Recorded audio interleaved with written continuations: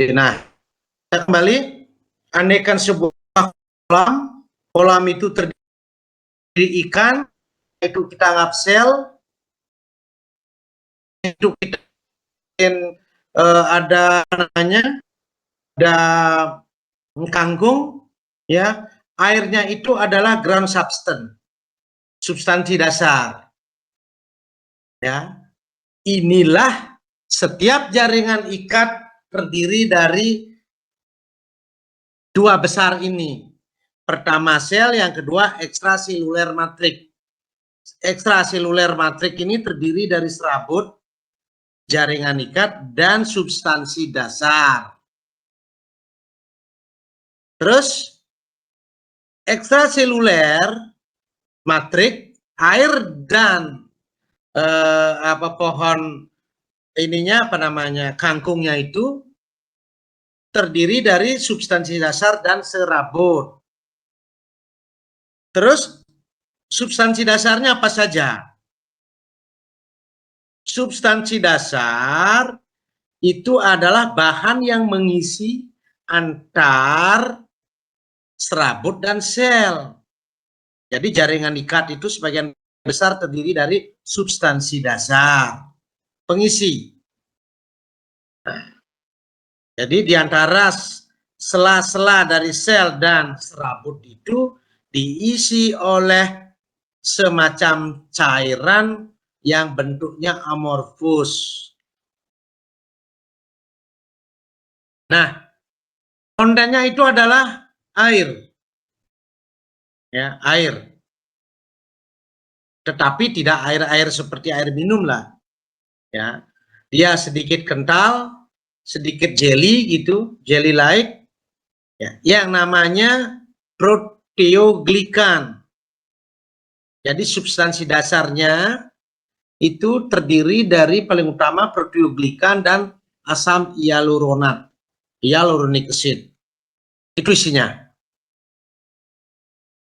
Nah, terus serabutnya, kalau tadi substansi dasar, serabutnya itu ada 3 yang kita temukan. Kolagen, retikuler, dan serabut elastik. Ya. Nah, ketiganya ini didistribusikan ya berbeda-beda pada masing jaringan ikat. Artinya pada satu jaringan ikat mungkin serabut kolagen yang paling banyak, atau sebaliknya pada jaringan ikat tertentu serabut retikuler nanti kan paling banyak, atau demikian juga sebaliknya elastis. Tetapi prinsip dasarnya ketiga serabut ini akan dijumpai pada jaringan ikat dengan jumlah yang berbeda. Pertama kita serabut kolagen, ini yang paling umum, paling banyak kita temukan pada jaringan ikat. Ya. Jadi ada tipe 1, tipe 2, tipe 3, tipe 4. Nanti saya akan share di WhatsApp, jangan khawatir. Ya. Dengan struktur di mana dijumpai, fungsinya apa, pewarnaan apa yang cocok untuk melihat. Nah, ini nanti kita lanjut saja.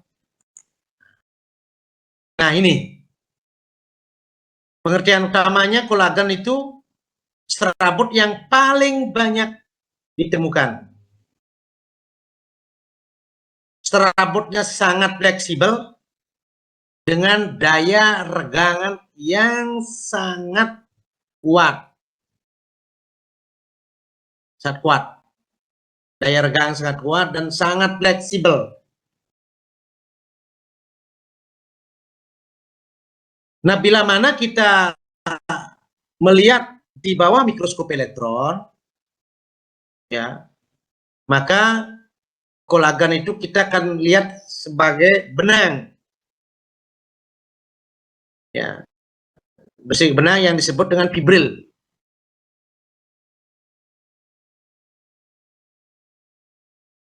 Nah, itu disusun oleh molekul-molekul kolagen. Ya, yang terkecil itu fibril disusun oleh kolagen. Penyusunnya tadi, kolagen itu disebut dengan tropokolagen. Tropokolagen ini karena protein, maka dia disusun oleh peptida, rantai peptida disebut alfa. Ada 16 tipe. Nah, tetapi paling kita jumpai paling banyak. Konsekuensi semakin banyak, maka hampir pada bagian tubuh itu terdapat serabut kolagen. Misalnya di dermis, kulit itu kan seluruh tubuh ada, jadi seluruh tubuh ada.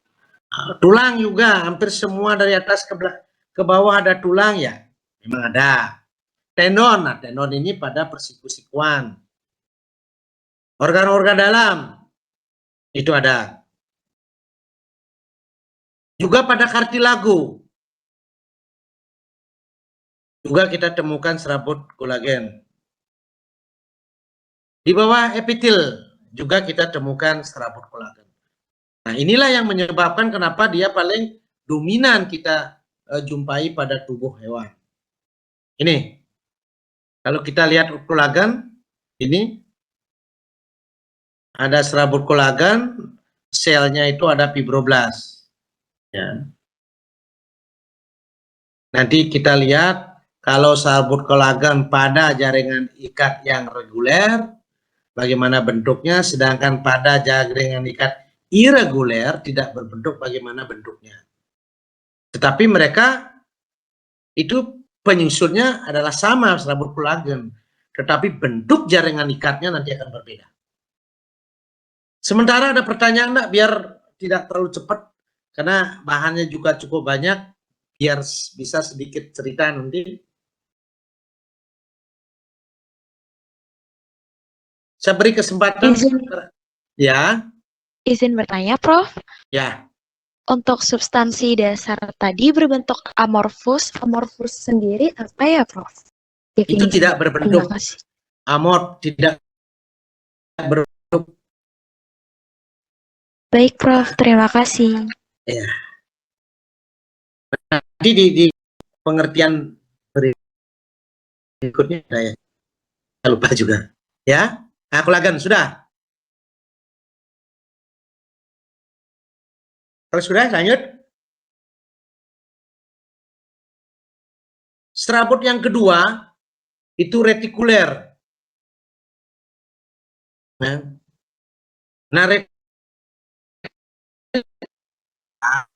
itu dibentuk dari tiga. Itu ternyata asal muasal serabut retikuler ini juga adalah serabut kolagen. Asal muasalnya. Nah, retikuler ini ya membentuk juga apa namanya bundel, sehingga nampak sebagai serabut yang cukup tebal. Nah, sayangnya retikuler ini dengan pengecatan rutin, kalau di dalam histologi pengecatan rutin itu adalah yang namanya HE, hematoxylin iosin, itu pengecatan rutin. Nah, dengan pengecatan itu kita tidak mampu melihat, membedakan, mengidentifikasi serabut retikuler. Nah, untuk melihatnya dia ada pewarnaan khusus yang disebut dengan PAS, periodic sheet shift. Kenapa dia hanya bisa dengan periodic sheet ini? Karena serabut retikuler ini banyak mengandung gula. Ya. Dengan pengamatan bersih dia akan nampak berwarna hitam.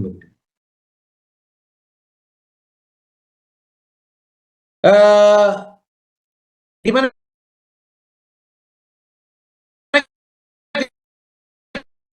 kita jumpai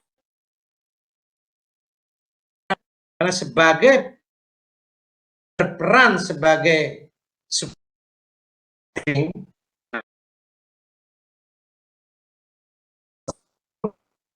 ini akan mendukung atau mensupport organ-organ terutama ya, pada epitelium. Terus kita jumpai pada banyak serabut saraf, pada serabut otot dan pembuluh darah. Jadi tidak sebegitu banyak penyebarannya dibanding dengan serabut kolagen. Dan pada beberapa lokasi begitu dikatakan retikuler ini dibuat oleh fibroblast. Kalau tadi dia adalah dari kolagen tipe 3. Nah, sedangkan di beberapa tempat fibroblast itu juga bisa menghasilkan serabut retikuler. Nah, kekhususan serabut retikuler yang kita jumpai pada stroma atau kerangka daripada jaringan limpatik, jaringan limpa, maka di sana ada sel yang namanya retikuler sel yang khusus menghasilkan serabut retikuler.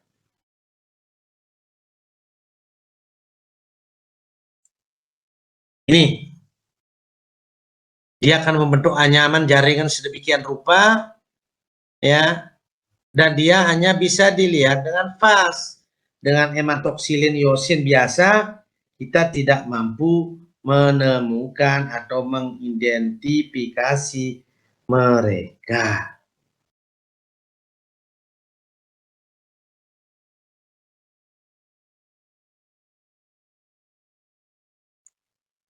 Kita lanjut. Serabut yang terakhir, elastik. Ya, serabut elastik. Jadi dia serabut yang lebih tipis dari serabut kolagen.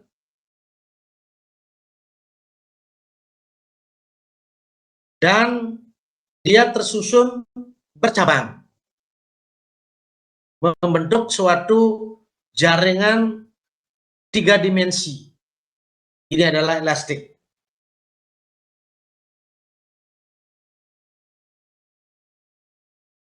Tiga dimensi. Lebih tipis. Nah, dengan konsekuensi bentuk jaringan ini bercabang membentuk dimensi 3 dimensi, maka serabut elastis ini mempunyai peran untuk menyebabkan organ yang misalnya dibungkus dia akan aman di dalamnya, tetapi dia tetap bisa melebar atau distensi. Dia tetap straight. Kenapa? Jaringan pembungkusnya berupa elastik fiber ini dia membentuk 3 jaringan, 3 dimensi yang bisa mengembang atau mengempis. Komponen penyusunnya, kalau kolagen tropokolagen, kalau elastik adalah elastin dan mikrofibril. Nah ini bercabang 3 dimensi sehingga organ yang diselaput ini kalau dia membesar bisa, mendistensi atau straight juga bisa. Akibat pembungkus luarnya yang tersusun atas serabut elastis menyebabkan organ bisa distensi.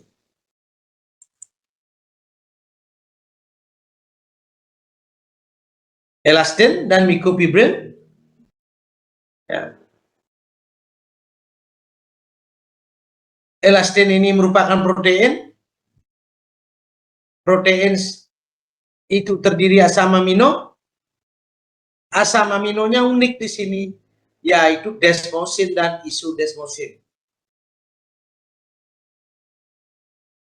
Adanya protein inilah yang menyebabkan terjadi pengikatan satu antara lain yang akan membentuk matriks elastin 3 dimensi. Mungkin kalau tidak ada desmosin dan isodesmosin ini, mungkin meskipun bercabang dia tidak akan membentuk jaringan 3 dimensi.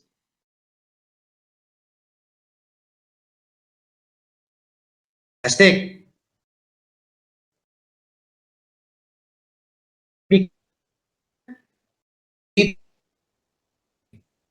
Di mana kita jumpai, kita akan menemukan jaring serabut ini pada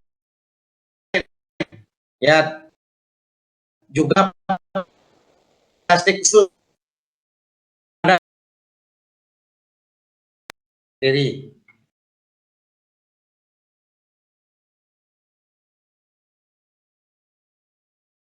Nah, kalau tadi ya disebut pada kebanyakan kasus elastik ini dibuat oleh fibroblast sama dengan retikuler.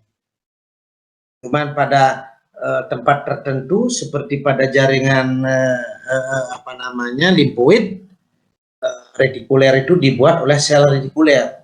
Sedangkan elastic fiber umumnya dibuat oleh fibroblast, tetapi pada arteri dia dibuat oleh sel otot polos. Ya. Cuman bedanya elastik yang dibuat oleh sel otot polos hanya mengandung elastin, tidak mengandung mikro.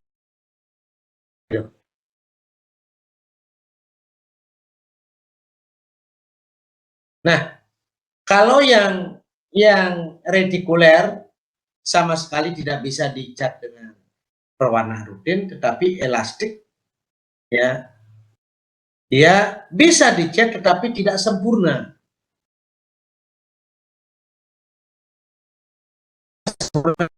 Mirip dengan serabut kelapa.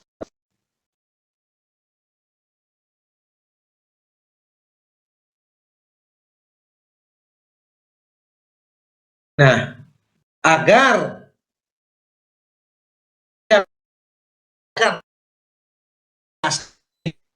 maka pengecatannya adalah dengan busin.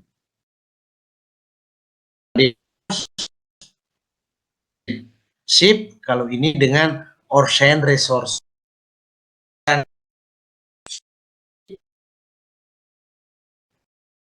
Bahkan atau kita mampu mengidentifikasi serabut elastik tersebut.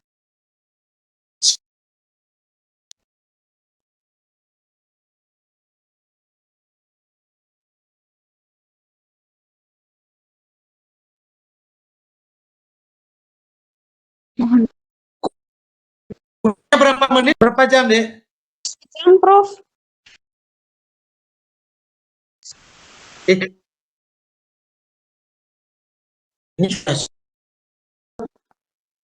iya yang lain. Ada, Prof. Ada, Prof.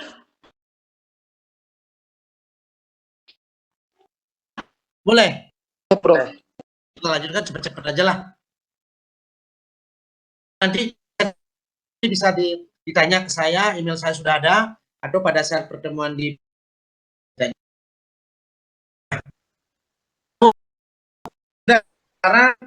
kita menuju kepada sel. Sel jaringan ikat, ya, jaringan ikat. Ada yang sifatnya diam di tempat dan ada sel yang wandering, berkelana. Jadi masuk ke jaringan ikat dari darah. Umumnya mereka wandering itu karena adanya satu respon, jadi merespon rangsangan spesifik pada organ tubuh, maka dia bergerak. Apa saja selnya? Ya, kita lihat makrosel adiposit, ini yang fix. Strukturnya bagaimana sudah ada di sini, fungsinya apa, pewarna yang bisa untuk melihat. Ini kalau tadi itu summary-nya.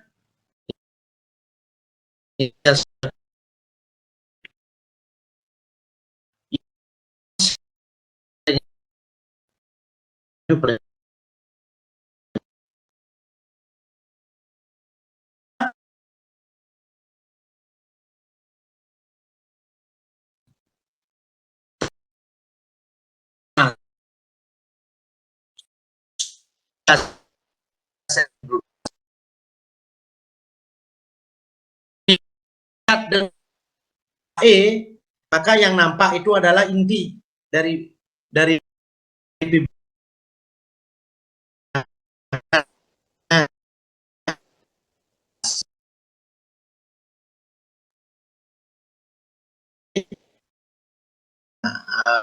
apa namanya biru karena adanya asam.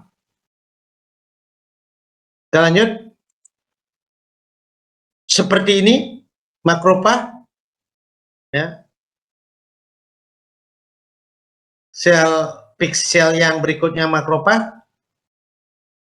Kadang juga disebut histiosit. Nah, dia merupakan sel fagosit. Jadi sel yang mempunyai peran sebagai pemakan. Terus sel fix yang lain adalah adipose, sel lemak. Ya, dia adalah sel yang khusus difungsikan untuk menyimpan lemak.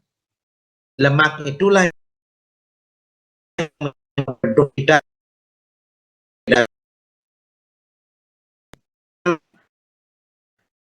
Tidak kedinginan kalau yang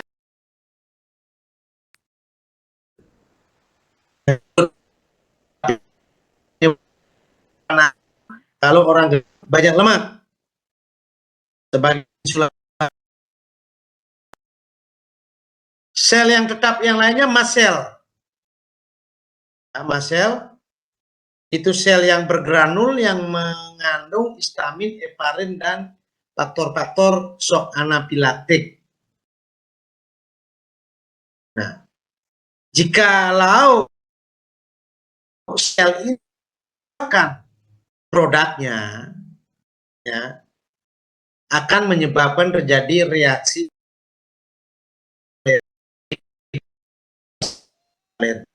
misalnya ada keluar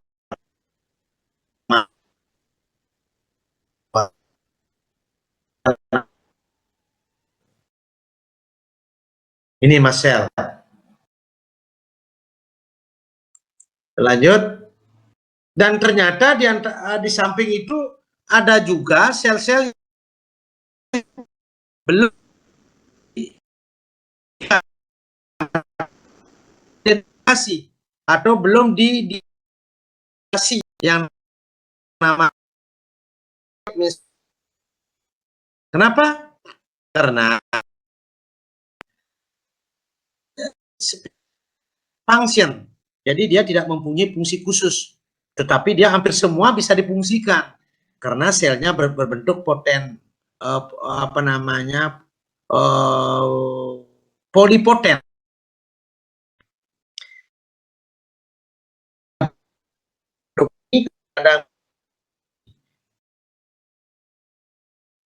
Terutama sel-sel awal itu dia bisa membentuk A, bisa membentuk B, maka dikatakan sebagai undifferentiated mesenchyme cell.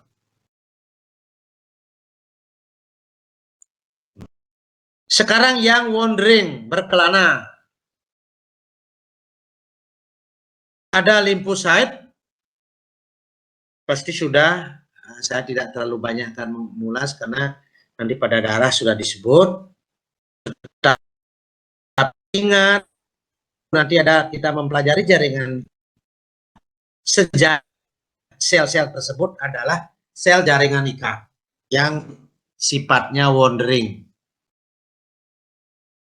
Plus sel yang berasal dari yang berikutnya juga leukosit. Nah, kemarin kita tentang neutropil, ingat segmennya. Bedakan dengan eosinofil. Eosinofil juga. Ya. Terus basofil. Ingat dibedakan basofil itu dengan limfosit. Terus monosit. Ya. Dia juga mempunyai peran sebagai fagosit. Itulah komponen-komponen dasar, komponen penyusun daripada jaringan ikat. Dengan kata lain, jaringan ikat itu akan terdiri dari 3 komponen, yaitu ada sel, ada serabut jaringan ikat yang terdiri dari 3, dan juga ada substansi dasar. Ada pertanyaan? Terlalu cepat? Sudah dimengerti atau belum? Mohon dikasih respon. Mohon maaf, Prof. Ya. Untuk serabut elastis tadi perannya untuk apa ya, Prof? Mohon maaf, saya kurang jelas. Terima kasih. Serabut elastin dia bercabang, betul ya? Cabang Betul, itu akan diikat oleh protein yang namanya desmosin dan isodesmosin. Dia akan membungkus jaringan di dalamnya. Akibatnya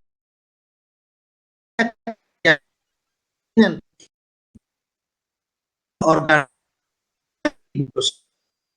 bila mana memerlukan distensi atau pengembang dia akan bisa, karena pembungkus luarnya juga dia bisa berkembang. Stret meregang juga bisa.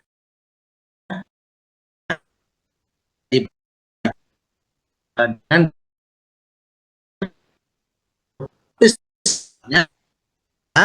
jaringan elastin yang bisa mengembang. Itu maksudnya? Baik, Prof. Terima kasih atas penjelasan. Silakan, ada yang kurang dimengerti penjelasan saya?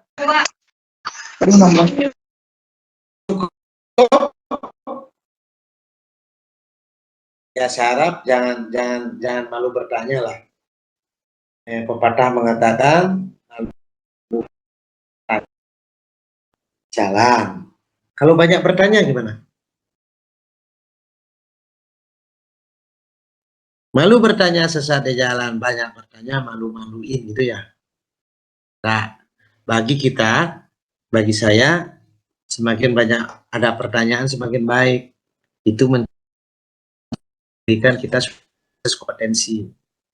Jadi kita sudah menerapkan namanya Student Center Learning (SCL). Jadi mahasiswa yang lebih aktif.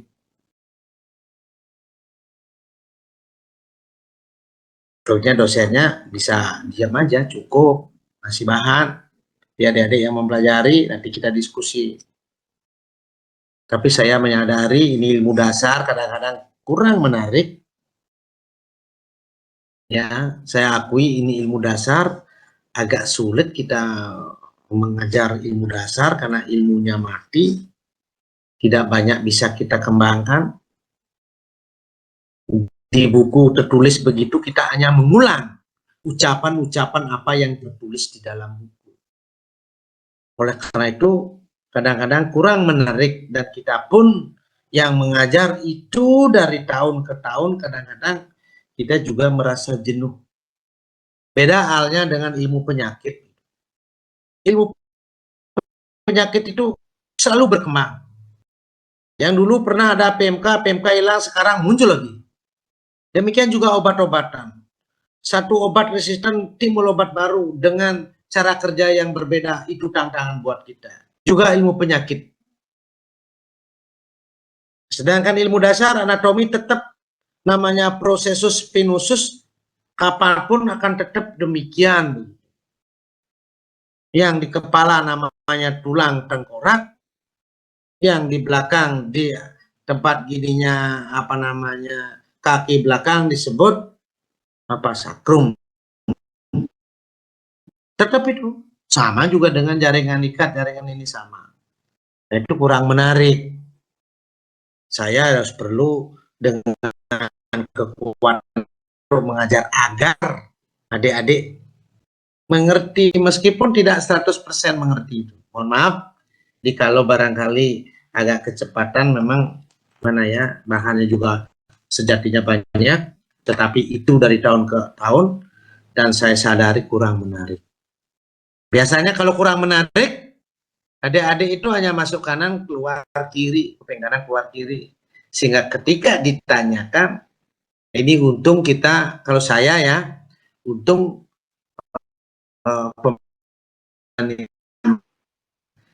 kalau nanti misalnya tatap muka, nah, adik tahu dah cara saya ngajar begitu. Itu. Baik, kita lanjut.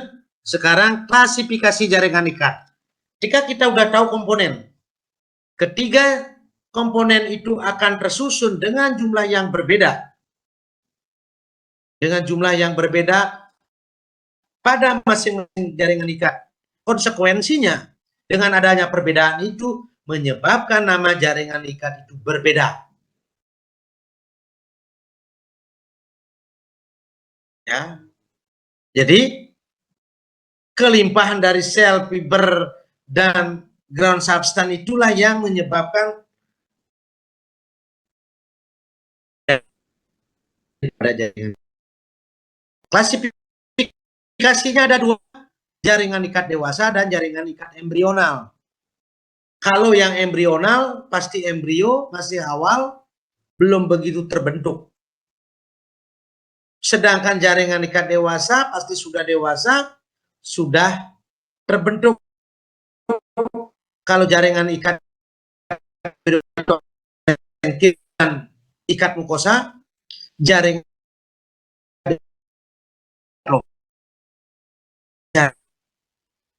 itu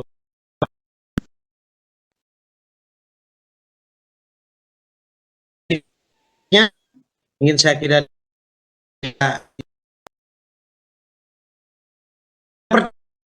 yang longgar.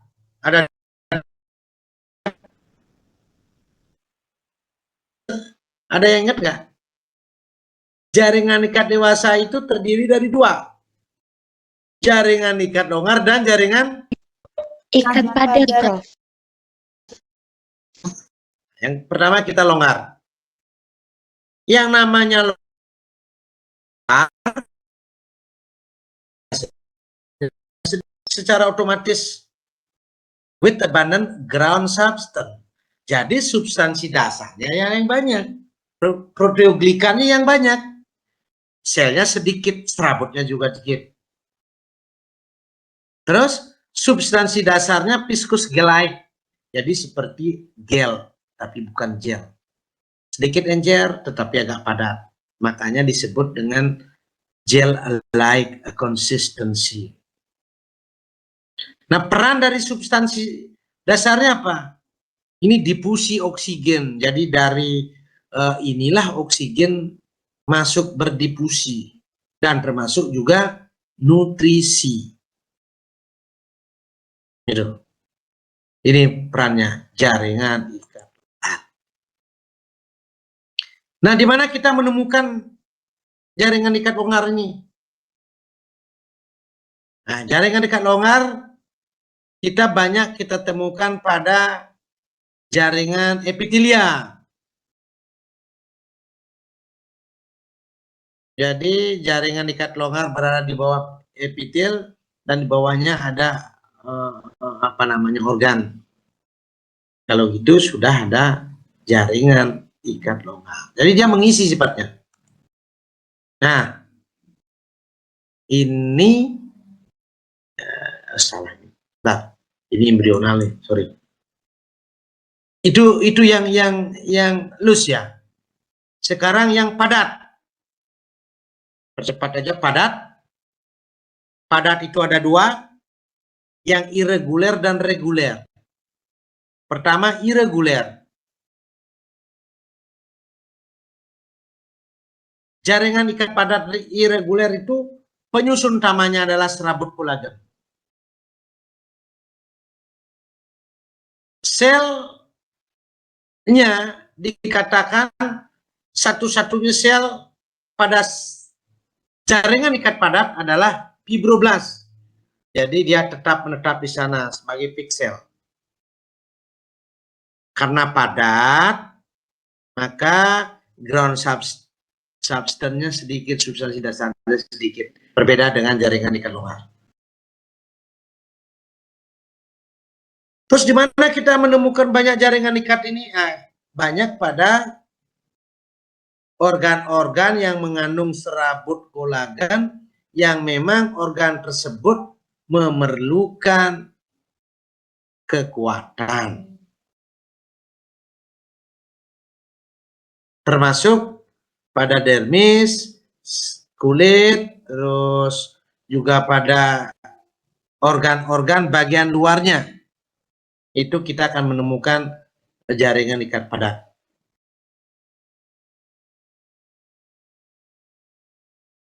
Juga pada ligamen, terus pada, ini reguler ya, sorry. Jaringan ikat reguler, bedanya dengan irreguler. Kalau reguler, jadi dia serasi, kalau lurus lah lurus jalan serabut kolagennya. Sedangkan kalau irreguler, tidak berbentuk, ada menyimpang, ada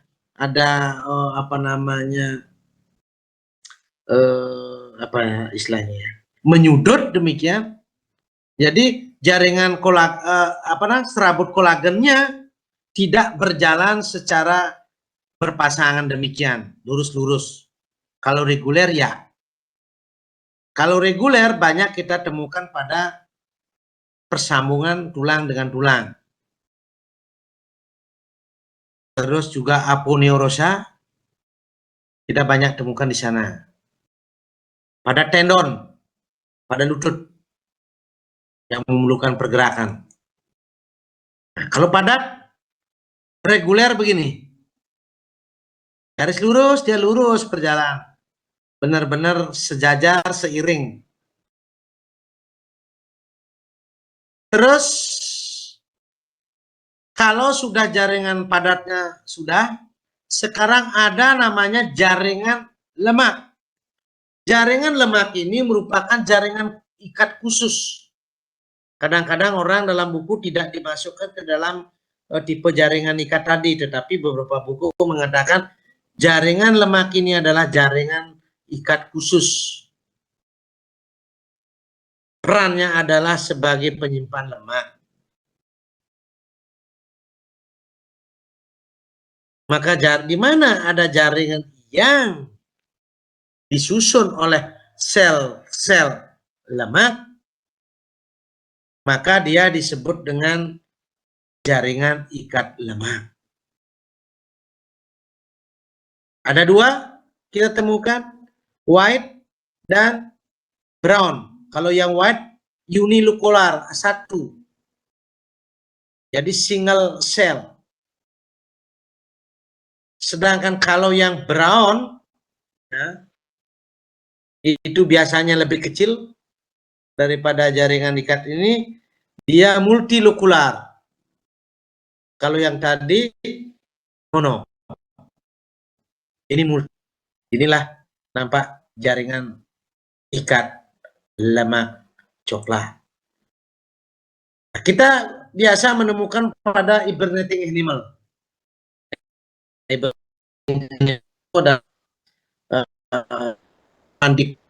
yang tidur pada musim dingin melalui suatu oksidasi dari jaringan lemak coklatnya, ya, dia akan menghangatkan tubuhnya sehingga aliran darahnya tetap berjalan meskipun dia dalam keadaan tidur. Ya. Terus jaringan ikat yang lain itu embrionik. Kalau tadi yang dewasa, sekarang embrionik, sedangkan adiposa itu jaring ikat khusus. Embrionik, yang namanya embrio berarti sangat awal, ya. Kalau sangat awal, jadi mungkin saja bentuk-bentuk seperti jaringan ikat dewasa tidak kita temukan. Ada dua, mesenkim yang pertama. Ini adalah jaringan ikat yang paling awal sebelum jaringan ikat mukosa. Karena paling awal pada saat embrio, maka kebanyakan jaringan ikat ini belum diketahui secara pasti undifferentiated. Tetapi nyata pada embrio itu nampak mengisi rongga-rongga tubuh. Terus selnya bagaimana? Sel mesenkim itu uniform, kecil, sebagai benang kecil, tetapi mempunyai penjuluran. Dan penjuluran itu akan saling berhubungan dengan penjuluran sel yang lainnya, akan membentuk 3 dimensi. Itu jaringan ikat mesenkim. Paling awal. Karena dia sudah dikategorikan sebagai jaringan ikat, maka substansi jajarnya juga ada. Tetapi bukan sebagai gel-like konsistensi, tetapi ini semi fluid, jadi semi cair. Terus serabut ada nggak? Ada, tetapi sangat-sangat halus, sangat-sangat halus, bahkan mungkin tidak bisa dilihat. Dan yang terakhir, ini adalah jaringan ikat mukosa atau lebih dikenal dengan Wharton jelly, tali pusat. Dia terdapat pada umbilical.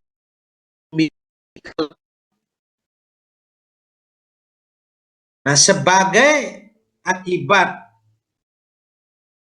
jaringan ikat ini lebih dewasa dari jaringan embrional mesenkim, maka tentu substansi dasarnya juga sudah sangat berubah. Sel juga sudah ditemukan. Kalau tadi sel hanya ada sel dengan penjuluran-penjuluran yang saling bergabung membentuk 3 dimensi, sedangkan pada jaringan ikat mukosa ya sudah membentuk jelly-like. Kalau tadi semi cair, kalau yang sekarang sudah jelly-like. Selnya sudah fibroblast, sudah kita temukan di sini. Ya. Serabut juga sudah ditemukan, sudah jelas.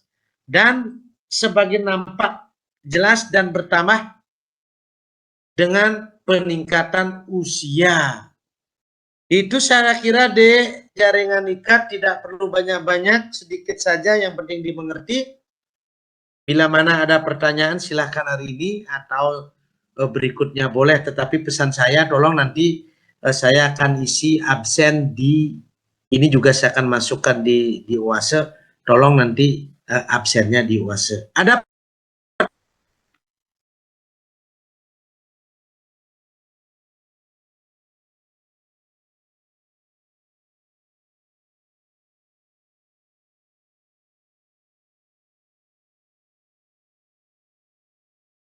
kalau tidak, saya sudah 1 jam, cepat-cepat. Tapi dari gini saya udah lebih.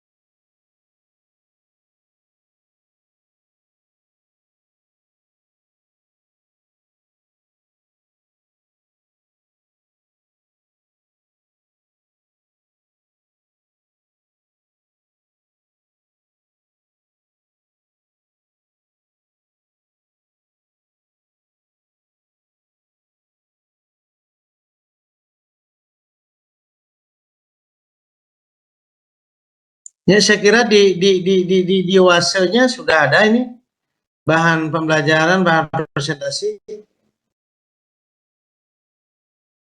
Cuman absennya nggak ada ya.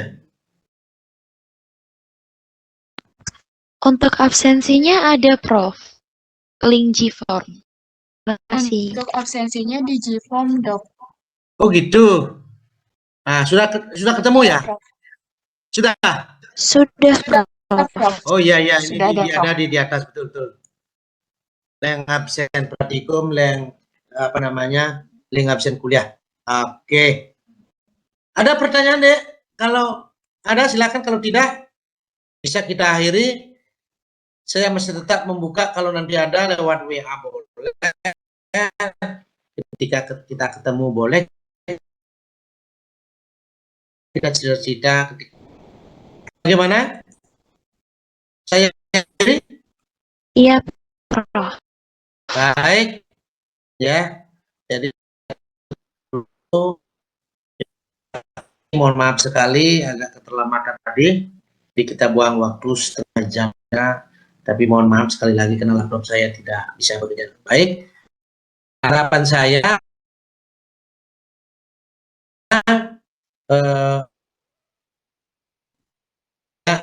70% bisa mengingat, meskipun saya sampaikan secara cepat, tetapi itu sudah inti-intinya saja yang saya berikan. Namun demikian, saya tetap menunggu kalau ada feedback, umpan balik dalam bentuk pertanyaan nanti, baik itu WA, telepon, atau ketemu langsung. Sampai jumpa, salam sehat, untuk tetap jaga kesehatan ya. Saya tutup ya. Terima kasih, Prof. Terima kasih.